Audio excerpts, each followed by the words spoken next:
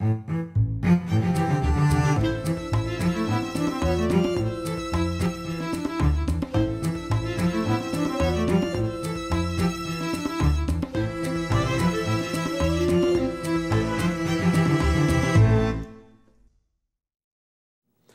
I'm Micah Halpern.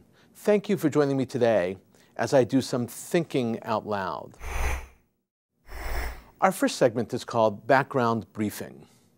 The first thing I've been thinking about is the terror in Paris. And I have to be honest, the terror in Paris is practically the only topic that I've been thinking about. And I expect that I will continue to focus on the terror in Paris for weeks to come. This event was a game changer, not only because it was so deadly. These events in Paris were an attack on the modern ideals of France. That is what hurt so much. The Republic, the dream of democracy, the great French Revolution that transformed the modern world was being shaken. That deeply disturbed French society. A cartoonist at Charlie Hebdo named Renaud Louzet said, quote, "We've spent our time, 20 years for some of us, 40 years for some, combating symbols, and all of a sudden, we are the symbol." From major media outlets to office cooler conversations, the topic under discussion these past few days has been the horrific acts of terror perpetrated in Paris, France. And these discourses will continue as they should. That's why it's so important to sift through all the information and the misinformation we're receiving to evaluate it with the proper perspective. The most prominent and central misnomer has to do with Islam. Voices have been asserting that these actions taken by the terrorists are not the true face of Islam. What they really mean to say is that these murderous, hateful, and evil terrorists do not represent what the writer or commentator or politician understands Islam to be. And President Barack Obama is no exception here. The President of the United States, like so many others, after an attack by murderous Muslims, feels the need to defend the 1.6 billion silent Muslims who did not perpetrate the attack.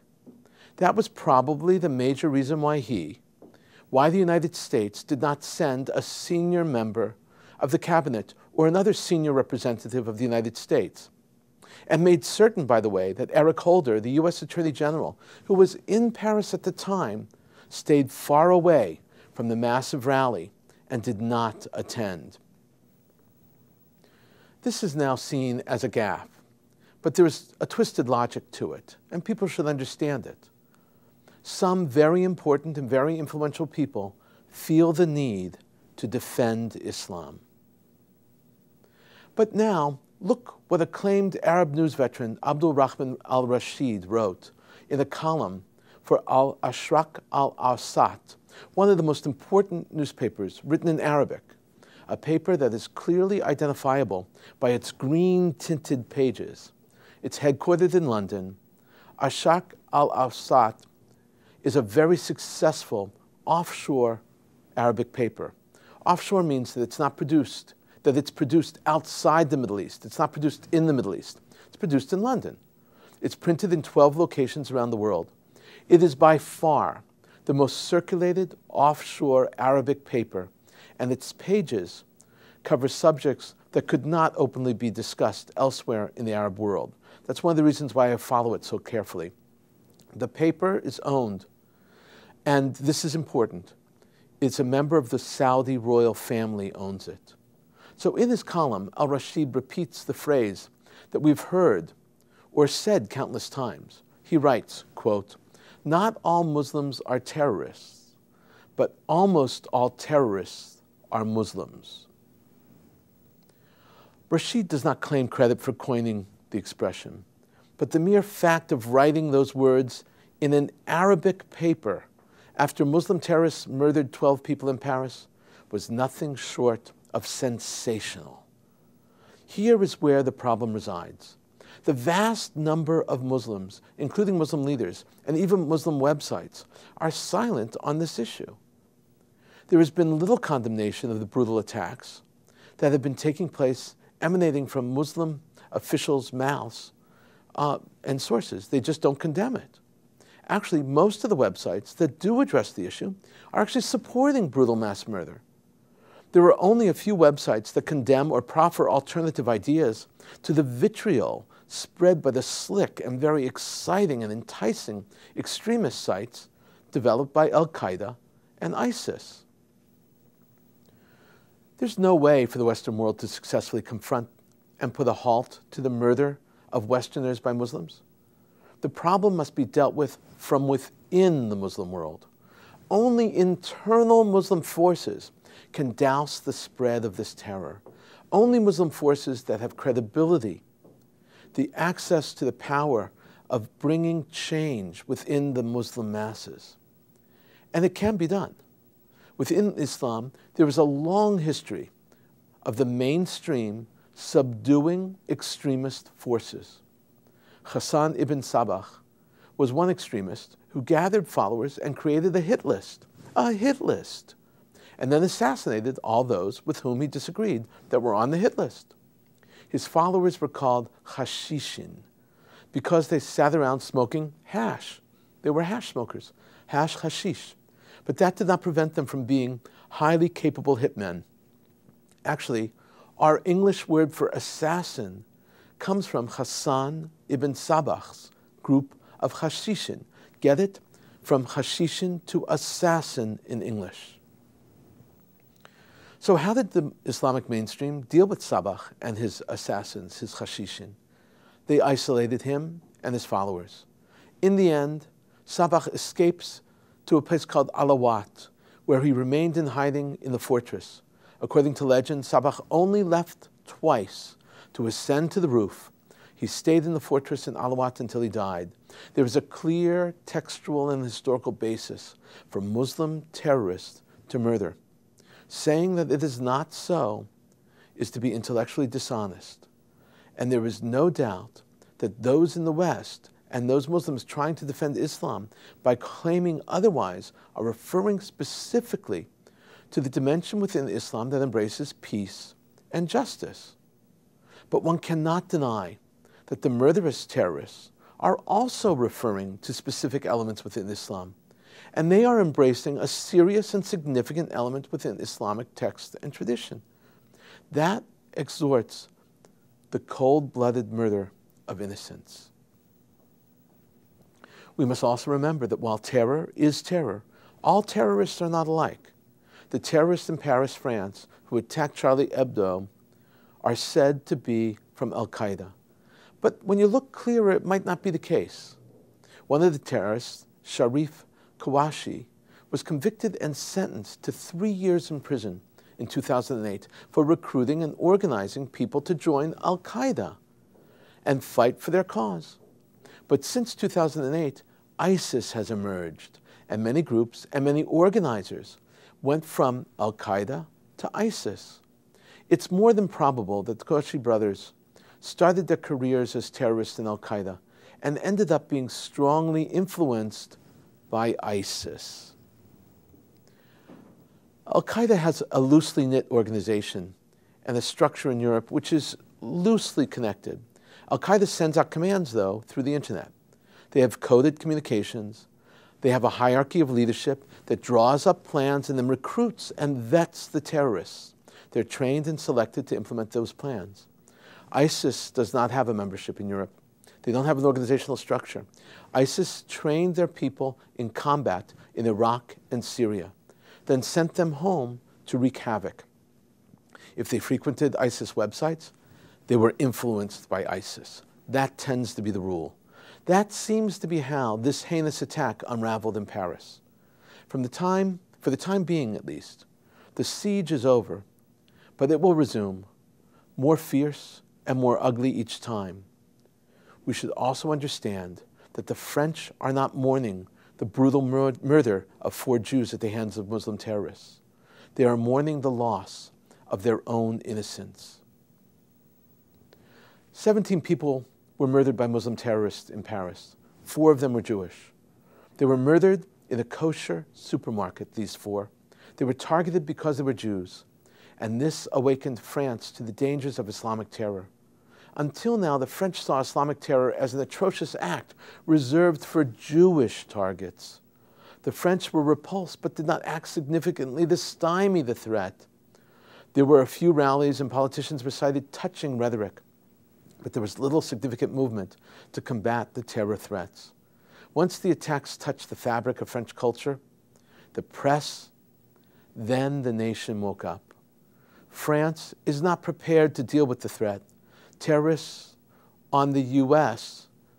no-fly list were actually tracked by the United States, but were not tracked in France. Even if they were tracking, if France was tracking the terrorists, the French could not then hand over that material, tap their phones and computers, and share that material with other countries. They couldn't do it. It's against their law. The French need to change their laws. They need to realize that in the current state of affairs and the fight against terrorists, it is crucial to cooperate with others, to track down their threats inside their own country. The alternative is now obvious, even to the French. Coming up next, points of view. Traditionally in this segment, I speak about and read and analyze what important voices are writing about in major journals, websites, and newspapers. We talk about ideas and concepts. Often the ideas are inspirational, and sometimes they're ridiculous. But the ideas are always important. Ideas are important. These ideas are almost always on the editorial pages. They share that space with cartoonists. I think it only appropriate that we give more space to cartoonists this week. This has been a very difficult time for cartoonists. As a columnist, I often appear right next to the cartoons. I'm always amazed. The skill they show with a few strokes of the pen is inspirational. Sometimes there's a caption and sometimes not. They convey so much so well. Truly, the cartoons embody the idiom, a picture is worth 1,000 words. Cartoonists are a major part of the opinion pages. Yes, they're sometimes funny, but more often than not, they're biting and sometimes even sad. Sometimes they push the limits and are in a poor taste. That is part of the profession, part of their character. I have met my share of cartoonists over the years.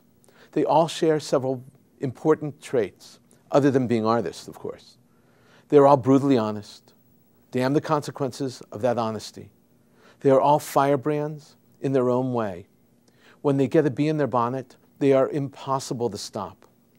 They have a warped sense of humor, a little too much of a good thing. They are all a little eccentric, which is another nice way of just saying a little weird. Sometimes, as with William Hamilton, the famous cartoonist with The New Yorker, the caption came before the picture. I'm certain that that might surprise many of you. So today I decided to focus on cartoons and not on columns. It seems only fitting. Coming up, commentary through cartoons, where pictures tell the story. First up is a cartoon video short, a commentary by a character who calls himself the Average Muhammad. For over a decade now, I have been calling for Muslims to stand up against extremism within Islam. Very few have taken up the challenge. Many Muslims are fearful of reprisal, petrified that they will be attacked verbally and physically. And then I discovered a convenience store manager in Minnesota named Ahmed. Ahmed is producing video shorts combating Muslim extremism. He is going it all alone. Each of his shorts costs about $4,000. As he says, he's addressing one issue at a time. His audience is very small. ISIS, on the other hand, produced a 55-minute long-format video that went viral. It's called The Flames of War. It is all over the internet. ISIS inspires young people to join the cause and fight the West through these videos. So Ahmed from Minnesota decided to create a 76-second video short called The Flames of Hell. It is a cartoon that depicts a Muslim who is shooting captives, all of whom are bound in the desert. The cartoon asks, how many innocent children, women, and men has the Islamic State killed today? Do you want to save mankind or kill mankind? Your choice. In the background is the echo of gunfire. All of the videos Ahmed creates in the end end with a single expression: peace up, extremist thinking out. And all the characters give a thumbs up and a thumbs down. He uses the Quran in his videos in an effort to disprove the much more slick media produced by Al-Qaeda and ISIS. Over the last few months, the short video received a few thousand views on YouTube. That could be considered a modest success. Ahmed from Minnesota is fighting a large uphill battle. A large number of kids from Minnesota have run off to Somalia and Iraq and Syria to fight. Ahmed needs to make more videos, and more people need to watch them. Watch this 76-second short, and you'll understand. Average Muhammad here. Islamic State created a video titled Flames of War, Please. More like the flames of hell. If anyone killed a person, not in retaliation of murder or to spread mischief in the land, it would be as if he killed all mankind. And if anyone saved a life, it would be as if he saved the life of all mankind. Quran, chapter 5, verse 32. How many innocent children, women, and men has Islamic State killed just today? Do you want to save mankind or kill mankind? That is your choice. Islamic State is about genocide. Choose wisely. Remember, peace up, extremist thinking, especially Islamic State, out. This message has been brought to you by AverageMuhammad.com. Now I know that Ahmed, the average Muhammad, is not going to receive any great awards for animation or script writing, but the point is very important. The followers of Islam need to start watching alternatives to ISIS on the web. The next cartoon is a traditional cartoon and is drawn by David Pope. Pope is from Australia. Like so many cartoonists and essayists, the terror in France, especially at Charlie Hebdo, was deeply personal. Pope draws for the Canberra Times in the capital of Australia. Since 1980, David was drawing cartoons for alternative news publications. But as of 2008, he went totally mainstream. You can imagine that he felt the cartoonists at Charlie were kindred spirits. This cartoon has an ISIS terrorist with a smoking Kalashnikov, a machine gun, and on the ground is an academic, a person with glasses on the ground, a piece of paper with drawing on it, and a fountain pen next to them. The terrorist says, quote, "He drew first." This cartoon was published in the middle of the night when Pope couldn't sleep. He posted it on his Twitter account, and it went viral where millions have seen it.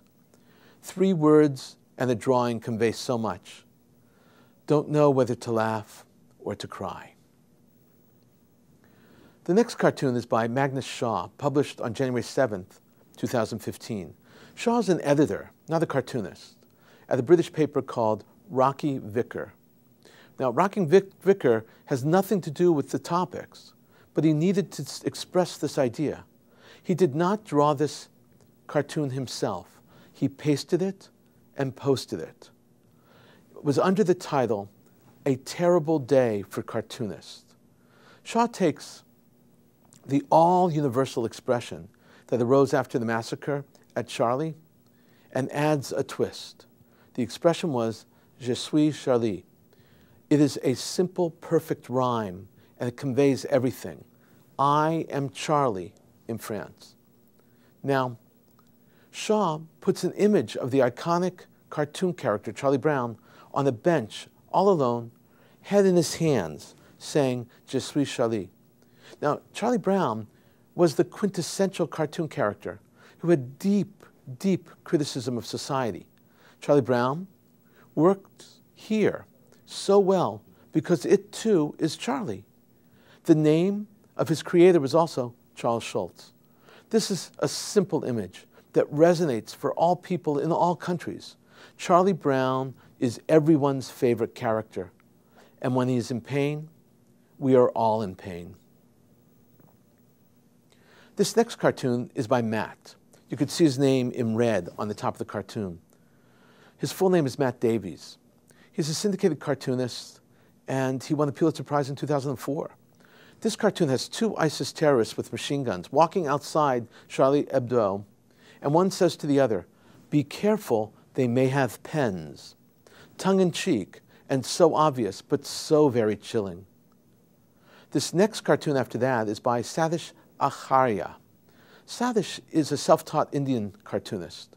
He actually has an MBA, but left business to be a political cartoonist. He wonders, what do they teach students in school who are studying cartoon illustrations?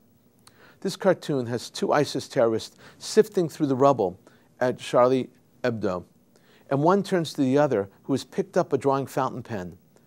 The first asks, "What's this little weapon which hurt us so much?" Our final cartoon is by Michael Ramirez. Ramirez was born in Tokyo, Japan. Not what you would expect with that name. He is really a Californian, graduated from the University of California at Irvine. In 1984, with a bachelor's degree, he's worked for the Commercial Appeal of Memphis. He was there for 7 years, and then Los Angeles Times. In 1994, he was awarded the Pulitzer for editorial cartooning.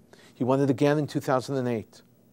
He is a regular contributor to USA Today, the Weekly Standard, and his work has a subscription distribution of 550 newspapers and magazines through Creators Syndicate. This cartoon is a powerful piece. It's a French flag flying from a flagpole. The red of the flag is clearly blood. Written on the flag is "Radical Islam and the Lack of Assimilation." Underneath the whole image is a caption, and that reads, "The growing threat from within." Ramirez is saying that the real problem in countries like France is that the Muslims do not want to assimilate. They don't want to become French. Assimilation was always the objective of every immigrant group to France. But this group wants to remain steadfast to Islam and not change. Actually, they want to change France. That's why the artist concludes that France is in danger and that groups that will not assimilate are truly a threat from within. There were literally thousands of cartoons drawn and published after the terror hit France. Many were thrown onto the Twitter or Facebook accounts. More will continue to be drawn. This massacre, this terror attack had a huge impact on the medium of cartoonists and on people who embrace freedom, and especially freedom of speech and expressions and the press. One thing is for certain, we often hear the expression, "The pen is mightier than the sword." I firmly believe that that is true, but only when people, the masses, come together and protect those ideas. Otherwise, the weapons of war are extremely powerful, and they frighten those who want to teach and speak. I was curious why so few Western news agencies aired or printed or even posted the cartoons that Charlie Hebdo published that caused such a stir. I think they were afraid of Muslim extremists and Muslim terrorists. That is never good. Evil tends to make more noise than good. Cartoonists shout out for democracy. In a moment, my own perspective and a few predictions. I want to think out loud with you now. ISIS is known for decapitations. They have decapitated countless numbers of people. In Syria, one of the most prominent ISIS leaders responsible for those beheadings was known as the deputy emir of Hezbollah force. Now, he is now dead, decapitated. What a poetic justice. Imagine the surprise, or perhaps even the release, when the discovery was made and then reported to the public. The body was found near a power plant. There were no signs of torture. This was a message to ISIS. There should be no doubt about that message. Victims of ISIS cruelty were saying that they too are capable of great brutality. They were saying that they will seek revenge against ISIS torture and beheadings, using the same methods that ISIS uses against them and their families and communities. It is the Quranic equivalent to Exodus 21:24, an eye for an eye. The Quran actually has it. It's written in Surat Al-Ma'idah, Surah 5, line 45, and it reads, "And we ordained for them therein a life for a life, an eye for an eye, a nose for a nose, an ear for an ear, a tooth for a tooth, and for wounds is legal retribution. But whoever gives up his right as charity, it is an expiation for him. And whoever does not judge by what Allah has revealed, then it is those who are the wrongdoers." The message was heard, but it's not convincing. Why? Because ISIS knows that they are far more brutal than their victims will ever be. We've been thinking out loud about a lot today. Now that you know what I've been thinking, let me know what you're thinking. Email me at micah@jbstv.org. Tweet me at Micah Halpern. Tell me what you think. Before we end, let me leave you with one piquante piece of information. Cartooning began with the artist Leonardo da Vinci in his concept of the ideal types of deformity.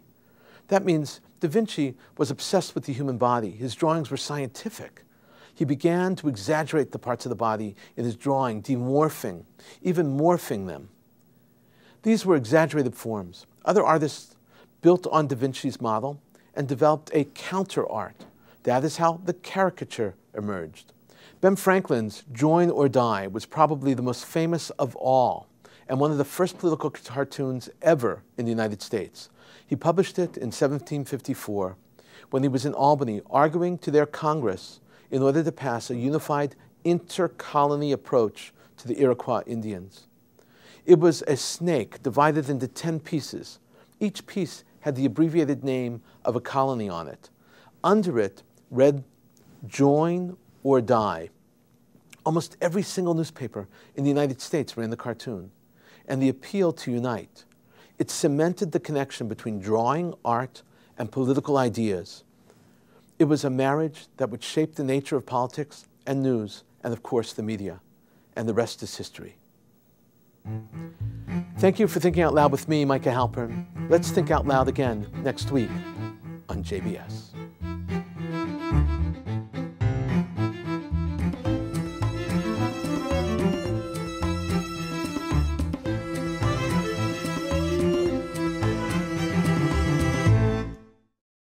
We would be pleased to send a complimentary DVD of this program to anyone who wishes to support JBS, the Jewish Broadcasting Service, with a tax-deductible gift of $36, double chai or more, to the nonprofit organization Jewish Education in Media.